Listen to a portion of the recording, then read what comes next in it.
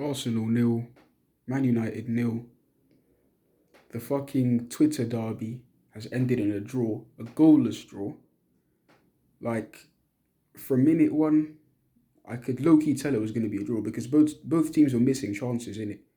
Like Cavani could have had like a hat trick today. Pepe could have had a few. Obviously, like Izet hit the bar with a free kick. Like today's game just wasn't. It really wasn't it. And like on the balance of things, like a draw was a fair result. It really was, you know. Like in the first half, United were the better team. Like they literally were. They created more chances. They were on the front foot most of the time. Like the game was mainly played in our half. But then the second half started. We were on the front foot. We were the ones like creating chances. We were the ones in their half doing shit. Like usually, like a nil-nil draw is labeled as boring. Like this game was not boring. It was a very like end-to-end even game, lively game.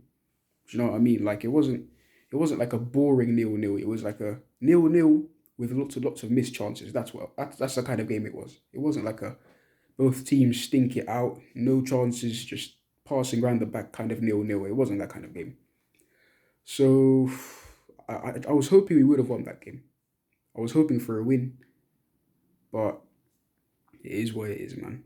A draw is like is a fair result. Like given everything that happened in the game, a draw was a fair result. Players that stood out today, Pepe, he really stood out.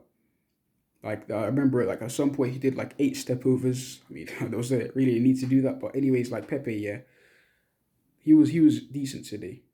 Like had a couple of chances, unlucky not to have them put away, but he was decent. Smith Rowe was also very good, very good tonight. Smith Rowe, the energy that he has in the midfield, like very good player. And Louise and Holding, they did their job. Rob Holding had Cavani in his pocket for the whole game, so like big up Holding for that. Louise like almost made an like made an error leading. Actually, he did make the error, but Fernandez just missed a chance.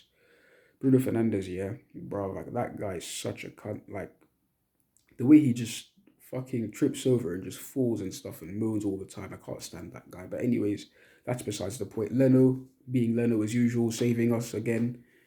Like that Fred chance, I thought that was in. I thought that was in, but Leno saved it. And other players, well, players that like I thought were like a bit shit today.